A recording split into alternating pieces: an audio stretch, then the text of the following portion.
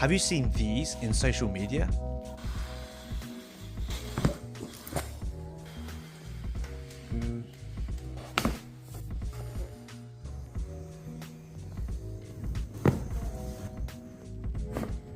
These are known as spinal adjustments or spinal manipulation. The idea behind them is to take the joint beyond its range of motion, hoping to restore joint mobility and joint function. And I assure you, they are not realigning your body, they are not moving bones back into place, as some people may claim. There is simply no plausible scientific evidence that suggests this. And it's actually quite harmful for you to think of your body in this way. But are they still helpful?